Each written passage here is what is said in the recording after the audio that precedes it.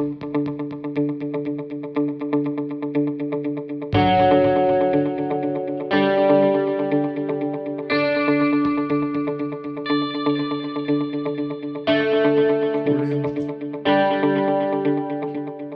going on, everybody? Welcome back to the Heated Exchange, brought to you by Blitz League. We have a lot to talk about today, and I am very excited.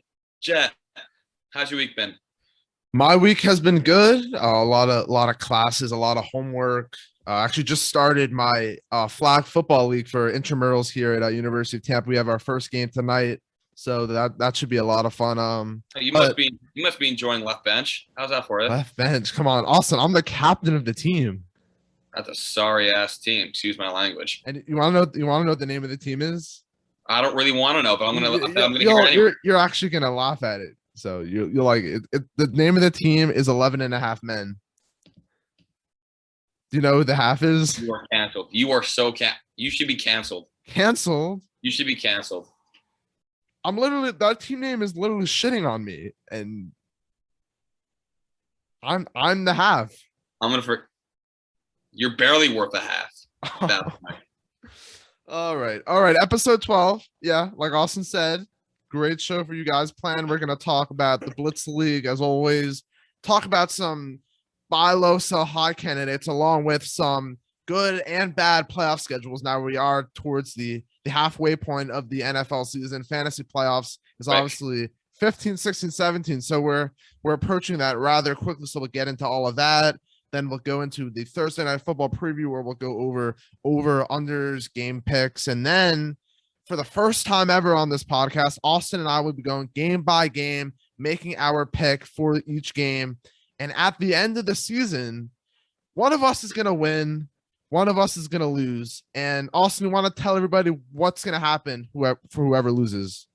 Yeah, so for those of you who don't know, I am a diehard Giants fan. Like, I bleed blue, and no disrespect, actually maybe a little disrespect to you Dallas fans out there, but I hate the Cowboys. Kind of universally accepted in the world. Cowboys suck. So Jett were to win, and that is a big if. That could be one of his bold predictions, actually, him actually beating me in something like this. Whoa. But if he actually picks more games than I do, you will catch me wearing a Dallas Cowboys jersey on a show, and I will forever be humiliated. But if I were to win, that's more likely going to happen. You'll see Jett wearing a Jets jersey because he is I don't know why he would do that to himself, but he is a Dolphins fan. And, this is kind of how it goes. Yeah. I mean, it's going to suck for Austin. I have to see him in America's team's jersey, but you will never catch me in that jersey ever. I will say, never. I mean, I will literally be disowned. My father will literally disown me if I have to wear a Dallas jersey. My family will just not associate with me anymore. So we'll see if you can really pick these games under pressure then, because there's a lot on the line for sure. There's no pressure. I'm going up against you. There's no pressure. All right, we'll see. We'll every week we'll give everybody an update of how the standings are going in regards to Austin and I, but it's going to be very fun. We're excited to get a little competition going on the podcast. But another competition we're in the middle of is the Blitz League, and I'm on a 2-game winning streak. I picked up my second win in a row. I'm 2-5 on the year. I think I'm slowly but surely getting back into the thick of things. I believe Austin lost last week, falling to a record of 5-2. So still a long way to go, but you know what? I made probably one of the dumbest mistakes I have ever made in fantasy football. I don't think I've ever done this before. I completely forgot to sub out Sterling Shepard. Really? In my lineup last week. And had I put in my only other bench player, which was Elijah Moore, who had 10 points, I actually would have won the week. Wow. I know. I've never made that in my life. I've never done that in my life. I don't know why. I thought he was playing, and I look at the matchup, and I see that he's out, and it's my mistake. But he's on your own team. He's on your own team, and you didn't even know. Oh, no, I don't know why I thought he was in. That's on me. Everyone makes mistakes, but it is what it is. We'll live with it. I'm still 5-2. I'm still in first place in my division, I believe. And we'll get back on track this week. I have a full team back. Amari Cooper's back. Justin Jefferson's back. So we have a full squad this week. So I'm ready I to mean, go. I want to get back to that mistake a little. For someone that prides themselves on being like this novice when it comes to fantasy football, making a mistake like that's costly. And honestly, it could cost you potentially a higher seed. So It very well could. And that, you know what, that's something I got to live with for the rest of the season. But I'm very confident in my crew. I should be able to get a win this week, get back on track with a full squad in action. And unfortunately, that's the problem with being in so many leagues. Sometimes you just lose track of one of them. It's not the first time it's happened to me, though, unfortunately. So I just got to do a better job of saying. I'm just gonna add that right now to the list of things you've done incorrectly in fantasy football over the years, and the list is continuing to grow. Very short list. So that must be a very short list. The list is already 5 pages, single spaced. So it's God. I'm not gonna go over everything though, because that don't I have better records than you in every league I'm in with you this year? I'm in 3 leagues with you right now. You are, yeah, I have a better record in every single one of them. Do, but I also just beat you in the podcast league last week. I don't know if you remember that or not. Dude, all I know is I'm outplaying you in every single league, regardless. I have better records than you. Right now you do. Yeah. That won't change for the remainder. We'll see. Time will tell. Time will tell. Okay, Jett. Okay, buddy. All right, let's get into the first segment of this show. We're going to talk about a mixture of buy low, sell high candidates along. We're going to integrate fantasy playoff schedules. Obviously, you want your players to be in the best position to succeed when come playoff time. You obviously want them to have great matchups. Not every player is going to have a great matchup. There's a few players that have not so great matchups, but we're going to first highlight some of the guys that are either buy low candidates or as well have a great fantasy playoff schedule. Austin, start us off. So my first buy low candidate is DJ Moore. DJ Moore has definitely struggled the past few weeks. He's only averaged 11, I believe. That is a huge drop off compared to the first 4 weeks where he averaged about 22 a game. But what I've noticed is in the last 3 weeks, even though the points have dropped off, what has remained the same has been his targets. In the last 3 weeks, respectively, I should say, he's had 7 targets, 13 targets, 10 targets. So the volume is still there, which is very crucial. And I believe that because the volume's still there, eventually Darnold, because he's been very off lately, but I believe Darnold will end up getting back on track. And I believe that this week against the Falcons, who made Tua seem like an all-pro last week, I believe Darnold's going to find more. And I think DJ Moore's in for one of those ginormous weeks. So I'd buy low on him right now. He's not been playing that well compared to the first month of the season, but with the target still being there, I got to believe Darnold and Moore are going to figure it out. So get him right now while you can. Yeah, he's definitely a good buy low candidate. He has a nice upcoming schedule, which includes teams like Washington, my Dolphins, as well as the Falcons this upcoming week. However, come fantasy playoff schedule time, he does have to face the Bills, Bucks, and the Saints.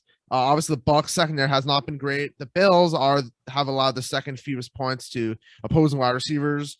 I actually have Sam Darnold on my list of guys that have extremely tough schedules. Like I said, they play Buffalo, New Orleans, both rank in the bottom 2 in allowing points to the opposing players' respective positions. I think, I do agree that DJ Moore is a great buy low candidate. However, I would advise on potentially selling high on him right after his bye week, because the schedule does get a little bit more difficult, and you could potentially save your season if you're gonna. Because honestly, I don't think anybody really trusts Sam Darnold. They benched him last game. They put in PJ Walker. Rumors where they were going to potentially go after Deshaun Watson. They're probably most likely not going to be doing that. But DJ Moore has, like you said, been getting the targets and is a great buy low candidate. But towards the end of the season, there could be some issues. So my next guy, my guy that I think has a terrific fantasy playoff schedule, that if you don't have a quarterback that you trust right now, definitely go after him and get him. Jalen Hurts of the Philadelphia Eagles. He's been a superb fantasy quarterback. While he has not looked great in reality, he has been a gold mine for fantasy owners. Funny stat I actually saw a few days ago. almost half of his fantasy production has come in the fourth quarter, which obviously no one wants to see your fantasy players Garbage time. Garbage time. Garbage time, but in fantasy, that's all you need. The best. Yeah, it's the best time. Best But time. in the fantasy playoffs, he plays Washington twice. They're allowing the most points per game to opposing quarterbacks, and they also play the Giants as well. So he has a terrific fantasy schedule, someone that you could look to trade for either in the coming weeks or right away, because Jalen Hurts has not finished less than in the top 12 this year in fantasy. So he's a guy that you should definitely look for. Now, are you just saying that because you own him in our home league? Is that why you brought him up? Numbers don't lie. But apparently you do. Oh God. And all right, so my next guy, he's a sell high candidate, and I've talked about him recently. I think a few shows back. DeAndre Hopkins, he's a sell high candidate for me. Now, I cannot believe that I actually have to have this conversation about Hopkins selling him high, but the numbers don't lie. Jett just said about Hurts before, which I actually would agree with him. Hopkins right now is a wide receiver 12 coming into week 8. He's averaging 16.7, which is, fine, with low on wide receiver 1. But this is DeAndre Hopkins. He should be doing, at least compared to his history, doing a lot better than this. Here's the problem. It's been his vibe. He's had 4 touchdowns in the last 3 weeks. He has not gone over 100 yards one time this season. He has not caught over 7 balls one time this season. 2 weeks ago, he had 3 catches for just 55 yards, and fortunately, he scored 2 touchdowns. Last week, he had only 7 catches for only 53 yards. Again, fortunate he found the end zone. As I said a few weeks ago or a month ago, however long I said it, Kyler does not need to feed Hopkins the ball anymore. This is not like last year with the guys like A.J. Green now, Moore on the field, Kirk playing well. They added Connor. They're incorporating Edmunds. This is not a team that needs to force Hopkins the ball. He is not the same Hopkins we've seen in the past, especially on teams like Houston, where Watson would only find Hopkins. Right now, with Hopkins still playing really well in terms of points because he's finding the end zone so much, that is not sustainable. If you can trade him right now for something like, a low-end wire 1 or and a low-end RB1, something like that, or a high-end RB2, something like that, do it because his touchdown rate is not sustainable. And another thing you can use as bait is he has a great playoff schedule. He plays the Lions, who have given up the 12th most points to receivers. He plays the Colts, who have given up the 10th most points to receivers, and Dallas, who've given up the 6th most points against receivers. So even though those are mouth-watering matchups, it won't bode as well for Hopkins because they don't need to force him the ball. So if you can sell him now, sell him. I totally agree with you. Everything there. I wrote in an article a few weeks back that DeAndre Hopkins is one of my sell high candidates. Just exactly what you said. The Cardinals are spreading the ball around more than ever. And while Hopkins hasn't really lost a step, he's just not getting as many targets as he once was. That touchdown rate, like you said, not sustainable. So definitely look for him to get something for him because you definitely can get a lot based on the name value alone. I'm going to go to another guy that I like his playoff schedule and a guy that's actually injured on the IR, should come back soon. David Montgomery of the Chicago Bears. Yes, we've seen like Khalil Herbert, who's looked great in David Montgomery's absence, but David Montgomery will still be the number 1 back on the Chicago Bears team when he returns, and he looked great before injury. I don't expect this injury to affect him the rest of the way. His playoff schedule consists of the Seahawks, who just gave up a monster game to Alvin Kamara and are allowing the 2nd most fantasy points per game to opposing running backs. Then he plays the Giants, and then he plays the Vikings in fantasy championship weekend. You honestly can get David Montgomery for cheaper than what he normally goes for just because he's injured. I highly recommend you do so, especially for teams that are in need for a running back or just in need for maybe you could potentially lose him as a flex if you can get him for cheaper than his draft price. So definitely David Montgomery is someone I like going forward. I do love that. Montgomery, before he got hurt, was getting a lot of volume. He was playing really well. And I think the Bears need that right now. I think Monty's going to be huge for them when he comes back. But the only thing that does concern me is, the line cannot really block that much right now. Fields is playing off like horribly. Nagy can't call plays. So, I mean, their offense has certainly regressed since Fields took over, it seems like.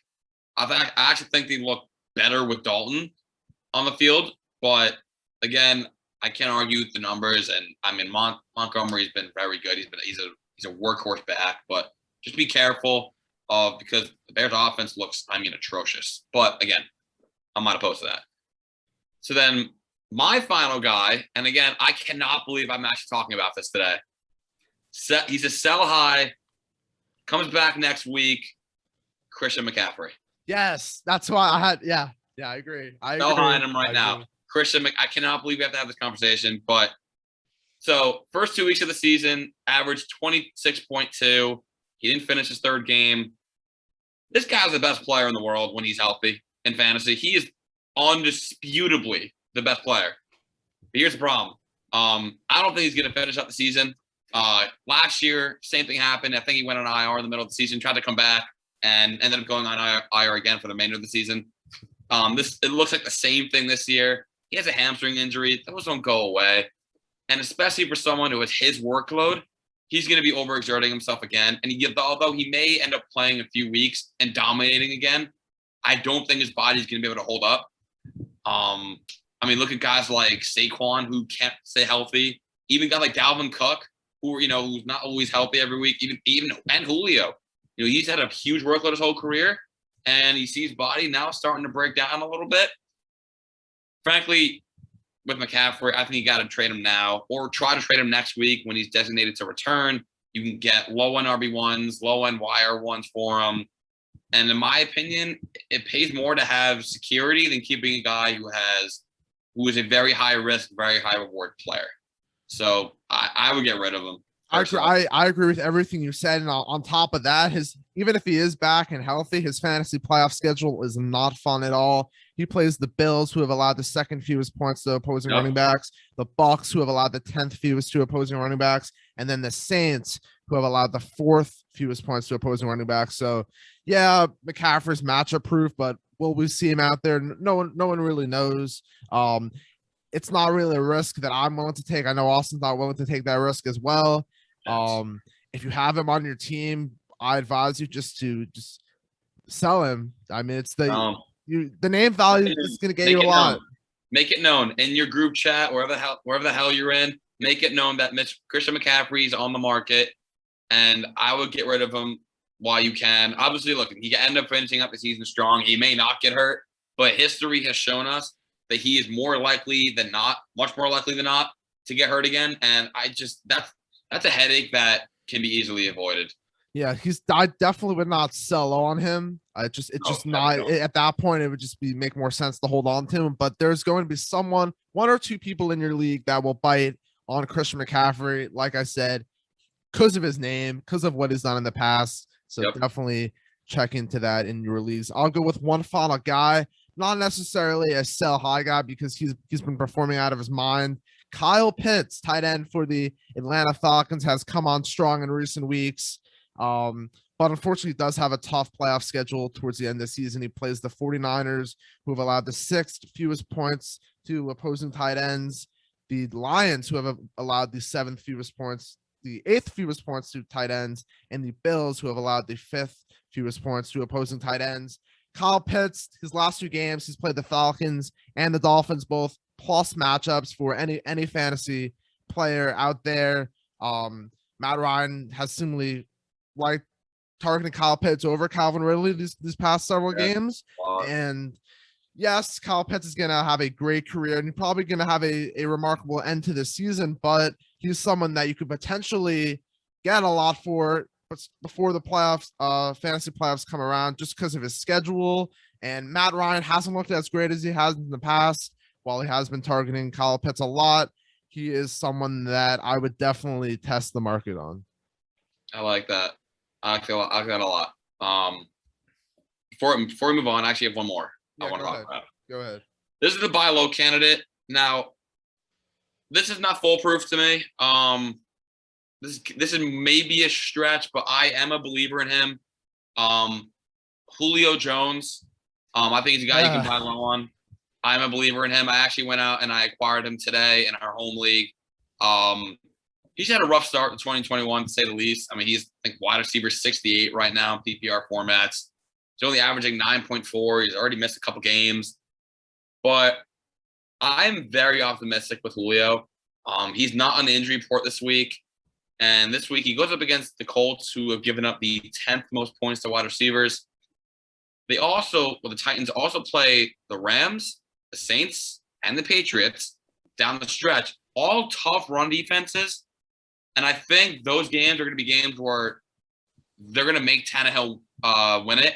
And I think Julio is going to start coming out of his shell a little bit. They went out and they got this guy for a reason. I think he's due for a major second half of the season. Not to mention, after his week 13 bye, he has a very favorable playoff schedule. I mean, he plays the Steelers, and I cannot believe Steelers are even a good matchup, but they've given up the 4th most points to receivers so far. He plays the Niners, who got scorched last Sunday night against Carson Wentz and horrible weather. And then they play the Dolphins, who have given up the 3rd most points to receivers. I'm a believer in Julio Jones. Like I said, they went out and got him for a reason. I got to believe they're going to use him down the stretch. He will come out of his shell. He's typically a second half player throughout his career, especially the last few years. I think he just played better down the stretch. So I go out and get him right now if you can, because I'm really optimistic that he's going to break out of a shell. But again, it's a big if, because he also dealing with a hamstring injury. That's not, those don't really go away that easily. But I believe I'm a believer in Julio. So I disagree. I don't think Julio is going to be much more productive the rest of the year. A lot of it has to do with injuries. AJ Brown is the clear number one. I mean, he's performed like it in the past couple of weeks. Yes. Obviously the offense still runs through Derrick Henry, and that's their number one priority, run the ball. But yeah, I mean, I can't wrong you for buying low on Julio Jones just because of his pedigree. I think a lot of it does have to do with his name value, giving you a little bit more hope than you should have in him. But we'll see. I mean, he had a couple of good games to start the season where he outperformed AJ Brown. So if he does get healthier as the season progresses, we could see somewhat like the Julio Jones of old. So you never know. So we'll see. That's why I said he's not I'm not super, super confident on him like I was in my other picks or my other picks today. But I think he's a guy you should keep in the back of your mind for sure. Because there's a lot of upside with him just because of his name alone. All right, let's move on to the Thursday night football preview. As always, this week we got a pretty good matchup, although there are some injuries that the Packers are dealing with. We got the Packers on the road traveling to the only undefeated team left in the National Football League, the Arizona Cardinals at 7-1. The Cardinals are 7-0. The Packers are 6-1. Devontae Adams and Allen Lazard are expected to miss this game. So it's going to be very interesting to see who Aaron Rodgers keys onto in this game. But we're going to go through some over or unders for both the Packers and the Cardinals. And Austin, let's start with Aaron Rodgers, projected 21.91 points. What do you think? I mean, how can I really go against that bad man he is? But I got to go under. I just don't know who he's going to. I mean, Adams is the dude. He's the man on that team. He probably counts for a third of Rodgers' passes or targets at least. Yeah. Without him, and then their number 2 in Lazard, I just don't see how Rodgers are going to get it done this week. Especially the Cardinals are a stout defense; they play tough. They do. So again, I wouldn't be shocked if he prove me wrong, but I just don't think he's going over that this week. Yeah, the Cardinals have allowed the 3rd fewest points to QBs this year, so they have looked a lot better defensively. So maybe the offensive player in this game is Aaron Jones. He's projected 18.44 points. What do you think? In PPR formats, if this is what we're talking about, yes, we are. I'd probably go yes. Just because the volume alone, he may not even find the end zone this week. I think he will, but I just think they're gonna force feed him the ball out of the backfield all night long, whether he as a running back or as a receiver. So I mean, I think they gotta work him in. So I'm going over. Yeah, my bold prediction, I'm just going to give one right here for this game, is Aaron Jones is due for one of those 40-point masterpieces. Yes. And Yes. and it could very well be this game. He's the clear threat on this offense for this game in the absence of Adams and Lazard. He's due. He had an awful game last week, under 10 points, where the Packers just did not utilize him enough. I think they make up for that this week. Aaron Jones he could potentially have one of those Aaron Jones-like games in this one. He very well could. He's due for at least 2 of those a year. Those 40-point games. So why not this week? Thursday Night Football, Fox. Why not? Halloween weekend. Why not? Why not? Yeah. And now let's just go to the remaining wide receivers that we have left that are going to be in action. So we have of Randall Cobb, Marquez Valdez-Scantling, and Equanimeous St. Brown. Who do you think will be the leading scorer? I'm gonna go Randall Cobb. I think he's been with Rodgers before. Those two have a lot of history, and I think with Adams out, the veteran is going to step up and do his thing. So I think Rodgers is going to really look for Cobb. I can also see Scantling getting hit for one of those typical 50-yard bombs. But I'd probably go with Cobb to be safe. What are your thoughts about potentially streaming someone like Robert Tonyan in this game? I think Tanyan's a great guy to stream. I think he's a guy that can end up finding the end zone twice this week. Yeah. I think they have to. Without no Adams or Lazard, this could be one of those Tanyan games where he just not many catches, but his catches are touchdowns. I agree 100%. Let's move over to the Arizona Cardinals. Kyler Murray's projected 25.27 points. Over or under? Over. Over. I think over. It's Kyler Murray. They're at home against Green Bay. I think it's going to be a huge scoring game for them. Deandre Hopkins, your sell high candidate of the week, 18.3 points. Over or under? Under. Again, I don't think the touchdowns are sustainable. This week I could see him having one of those 7 catches for 80-something yards, but I just don't. How hard it is to score touchdowns at that rate? Extremely hard. Yeah. So I don't see it. Not for Hopkins. All right. Who do you of this Arizona backfield? Who do you think is the leading scorer? Chase Edmunds or James Conner in PPR formats? James Conner. I believe Conner's going to be in for one of those games where he gashes Green Bay's defense on the ground, and I can see him honestly getting in the end zone a couple times too. Yeah, fun fact, Chase Edmunds has yet to find the end zone this year, so maybe this is the game he gets lucky, but I'm playing against him this week in our home league, so I hope not. Yeah, we'll see. I mean, he's overdue, obviously, but we'll have to see what happens. Okay, let's go to the newly acquired Zack Erx. He's projected 9.85 points. What do you think? Give me the over for Ertz. He is a perfect fit. He's basically taking on the Max Williams role. He was playing really well before he went down. And Ertz is, in my opinion, a much better receiving tight end. No disrespect to Williams. But, I think Ertz is due for another big game. I think he's going to be your consistent 10 to 15 points per game guy. All right, finally, we'll talk about the remaining Cardinals weapons on this offense. AJ Green, Christian Kirk, or Rondale Moore. Who will score the most points? It's a tough thing for me. I think Christian Kirk has the ability to have Rondale Moore, the ability to have the more explosive game. But I think in terms of consistency, I'm going to go with AJ Green. I think AJ's become one of Kyler's favorite targets, especially in the red zone area. So I'm going to probably go with AJ Green. But again, Rondale Moore had one of those big catches for a touchdown. Wouldn't shock me either, but I'm going to stick with AJ Green. All right. Now let's begin this contest right now. We are going to start making our picks, and we will begin with this Thursday night football game. Austin, who do you have in this game?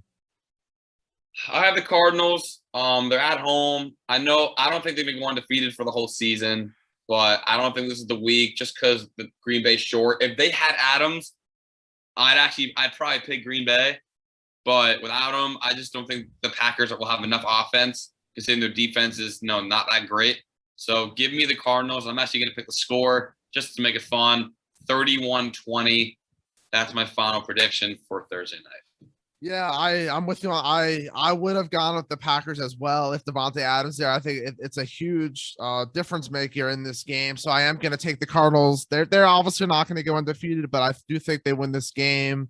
I just found out that JJ Watt will not be playing in this game. Obviously, that hurts their defense, but their offense is gonna most likely have a better performance than the Packers offense just because availability, honestly. Yep. So my final score in this game is going to be 27-20 Cardinals. So we'll see what happens. Like I see Green Bay getting in the end zone twice this game. Yeah. That's it though. I like that. All right, let's go to let's continue the slate of games for week number 8. We'll start off with the Carolina Panthers at Atlanta Falcons. Who do you got? Carolina. This is a bounce back week for the Panthers. Darnold got sat last week. I gotta believe that is kind of kicking the butt for him. Like I said before, I think DJ Moore is in for a big week this week. I think the Panthers get back on track. So I'm gonna go with Carolina.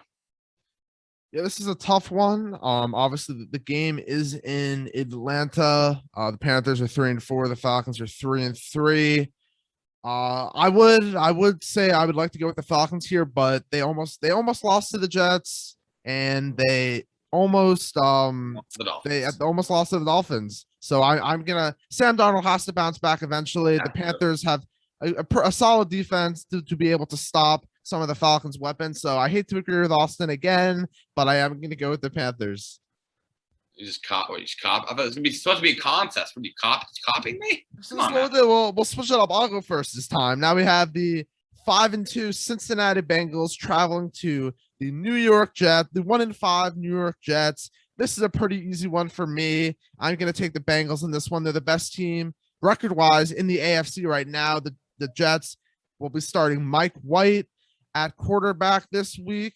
The Bengals offense is as explosive as ever, and their defense has been much better than we expected coming into the season. If you're playing in a survivor pool, the Bengals are my pick for survivor pools as well. So give me the Bengals in this one. Yeah, I mean, this is a no-brainer. Give me the Bengals. No explanation needed. All right, Austin, start us off here with the 5-2 Titans at the 3-4 Indianapolis Colts. Give me the Colts. Give me the Colts. I'm a believer in Carson Wentz this year. The Colts had a very good win last Sunday night against the Niners. It was ugly. It was in awful weather, crappy weather, excuse my language. Where's the game you said? Is it at Indianapolis? It's at Indianapolis. I like the Colts this week at home. I think it's an upset this week. The Colts defense has been playing a lot better lately, and T.O. Helen, I think, is going to play this week, and that's going to change the game a lot. Give me the Colts in an upset against the Titans. Yeah, I mean, the Colts have been hot as of late, but the Tennessee Titans have been just as hot these past 2 games. They beat the Bills. But what goes up must come down. Well, yeah, true. So you could say the same about the Colts. The Titans beat the Bills 34-31 2 weeks ago, and last week they blew out the Chiefs 27-3. I think they are the more complete. While the Colts do have a better defense, I just think that the Titans have a better offense. It's going to be very hard to slow down someone like Derrick Henry, and then you got A.J. Brown and Julio Jones. You're going to continue to get healthier and healthier on both sides of the field. So give me the Titans. I think the Colts have a very good chance at upsetting, but I will take the Titans in this game. All right, so there you go. It's a first difference. All right, let's move on to the this should be an easy one, unless Austin's going to go haywire here. The 6-1 LA Rams at the 1-6 Houston Texans. I'm taking the Rams in this one. No Rams, yeah, come on, move on, Rams. Come on. Silly. All right, let's go to the 3-3 Pittsburgh Steelers at the 4-3 Cleveland Browns. Baker Mayfield is expected to play in this game. Give me Pittsburgh. Give me Pittsburgh this week. Big week for them, coming off a bye. Mike Tomlin has only the most respect from me in the league. He is an amazing coach. and he knows what's going on with this team. They've had 2 weeks, or they will have had 2 weeks by Sunday to get healthy, get right. I think they're going to come out strong. Baker's also coming off an injury. I don't know how effective he'll be. There's still no Kareem Hunt in this game. Pittsburgh's defense, they need to lock up. I like Pittsburgh this week. Yeah, I'm going to agree with you again. Pittsburgh coming off that bye week, that's very beneficial for them, allowed them to get a little bit healthier. The Browns, while they did beat the Broncos last week on Thursday Night Football without most of their key players, the Browns really have not been as good as we expect coming into the year. Obviously, they have been dealing with a lot of injuries. Big Ben on the Steelers side has not looked great, but their defense is going to continue to get healthier, and they still have plenty of weapons on offense. So I'm agreeing with you on this one. All right, next game, we got the 2-5 Philadelphia Eagles traveling to Detroit to face the 0-7 Detroit Lions. Give me the Lions. Give me the Lions. This team, listen, they are due for a win. I believe that happens this week. They played arguably the best team in the league against the Rams last week. Very tough. They actually gave him some trouble. Dan Campbell is a tough coach. He makes sure his team does not stop fighting. And at home, I think last week I actually gave him some confidence that they can actually play in this league. They just have not been able to close out games. But I think this is the week. Philly is abysmal. They really aren't that scary of a team. I think Detroit's going to get their first win of the season.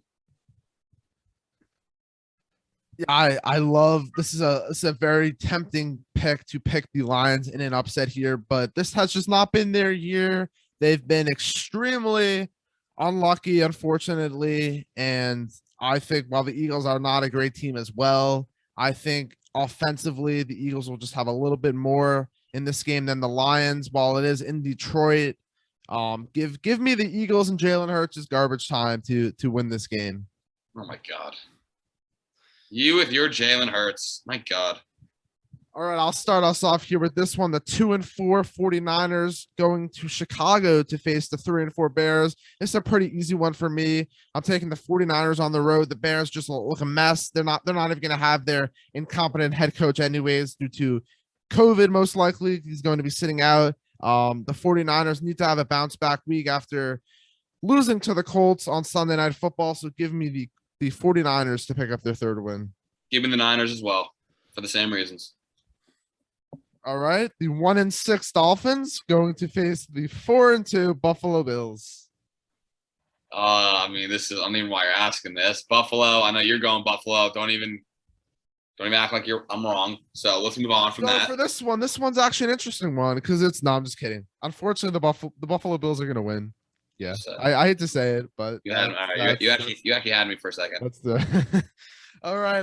The 3-4 New England Patriots traveling to Los Angeles to face the 4-2 Chargers. I will start off on this one. The Chargers coming off a bye week, fully rested, ready to go. Patriots coming into town. The Patriots beat the Chargers in LA, I believe, last year, but it was bad. It will be a much different result. I think this year the Chargers are a much better team. Offensively, they're one of the elite offenses now in the league. So give me the Chargers. Give me the Chargers, and Daddy Eckler is back this week, baby. Let's get it. Daddy Eckler's back. He's cooking this week. All right, over under 22 points. Correctly. Over. Come on, man. Come on now. All right, the 1-5 Jacksonville Jaguars traveling to Seattle to face the 2-5 Seattle Seahawks. Seattle. They need a win. They are desperate for a win. They have not been able to close games out the last 3 weeks. They actually played pretty well the last few weeks, like considering Russ is out. They just have not been able to close out games. They have a bye in week 9, and I believe Pete Carroll knows they need one now. A win this week heading into the bye week is going to be huge for them. Russ, I think, comes back week 10, or they think he'll come back week 10. Be great for them to have a win heading into that. I'm going to go with Seattle. They need it now more than ever. I'm going to take the Jaguars in this one. Coming off a bye week, and before the bye week, Trevor Lawrence looked a lot better It's than tempting. Say that I again. like it. It's tempting. It's very Taking Lawrence. tempting, and I'm taking that temptation because the Seahawks just have not looked good with Geno Smith at quarterback. Plus, they do not even have a good defense. I think the Jaguars' offense is just going to be a lot better. You still got James Robinson, Marvin Jones, Laviska Shenault. I think it's going to be it does not have blowout potential, but both defenses will have a tough time stopping. I think Trevor Lawrence and Geno Smith could have decent days, but I will take the Jaguars in this game. Washington, I really can't blame you for doing that. Yeah, no, we'll see. It's going to be a boring game, but it should be an interesting one because we both picked different teams. So, all right, moving on to the 2-5 Washington football team going to face the 3-4 Denver Broncos. The Broncos are pretty desperate for a win. They, I believe, have dropped 4 straight. They just have not looked like the same team, but they're getting Jerry Jeudy back this week, and therefore I'm taking the Broncos to win this game. I think it's a big boost to their offense, and I think we see a much better outing from this defense in this one.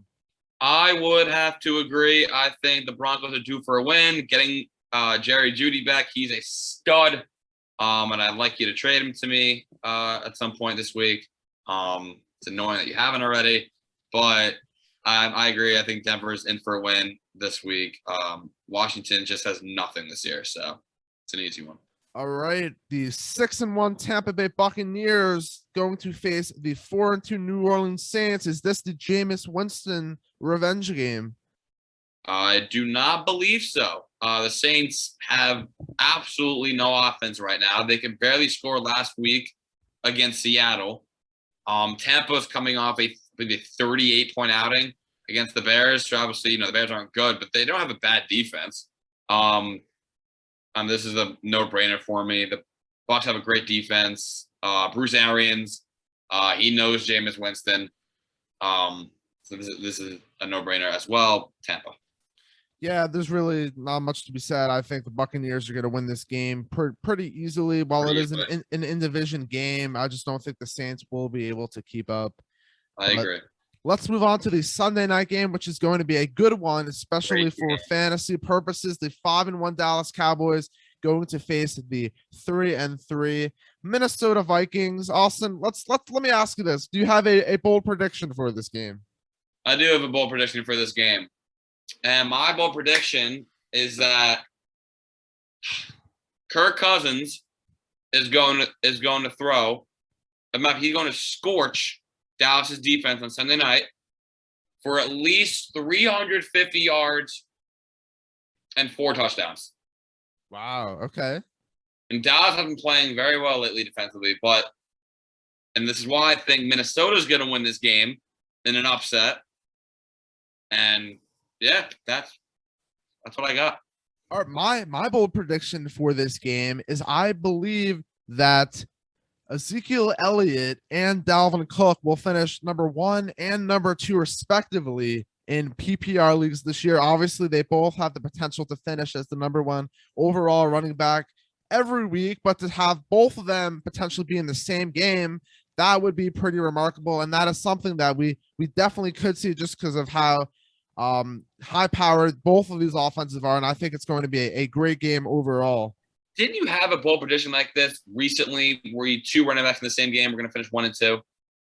Do you have you had a bold prediction like this recently? I did have something like it. I forget the 2 players that were involved, but I have done this before, and it's gonna happen. It's gonna come to fruition one day, and this is the one day it does. So I think it's going to be a shootout. Yes, that's what we want. Us fantasy guys, we want that. We do. So then, who do you think is going to win it? I think Minnesota. Who do you get? What do you got? I have Dallas. I have Dallas. Dallas is the far better team, I think.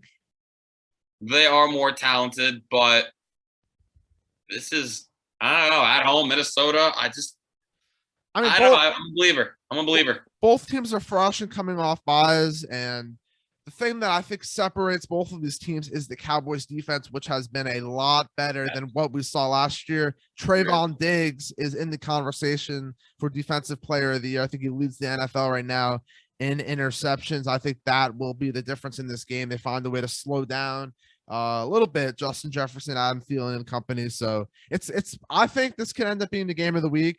Just 100%. yeah, 100%. This is going to be, this is like, I don't know what you're doing Sunday night, but I don't care. Actually, I don't care what you're doing Sunday night. You better be watching this game. Yeah, it's going to be such a fun game to watch. There's been some poor Sunday night matchups, but the NFL's, redeeming itself a little bit by having us enjoy a good matchup between the Vikings and the Cowboys on Sunday night. So it should definitely be a good one. Let's get to the final game on this week. Also, has it just been me? Say that again. I would say, has it just been me, or has every Sunday night football game this year been really competitive? Like every single game has been very competitive this year on not even Sunday night football, on this national TV. Especially like the last two matchups going into it, no one expected to be that entertaining because you had 2 weeks ago, you had the Seahawks and the Steelers, and that came down to the end. And then the 49ers Colts last week. That pretty much came down to the last few minutes of the fourth quarter. Yeah. And even the Broncos Browns game last week, that was tight. It was. Like, that was tight. And the Monday night game, the Saints Seahawks game came out of the fourth quarter. Like, true. We've seen a lot of these Sunday night games. Like the Ravens Chiefs game came down to the final possession. We saw the Bills and Bills Titans. Yeah. I'm saying these games have been very good. NFL 10 out of 10 for your games this year on national TV.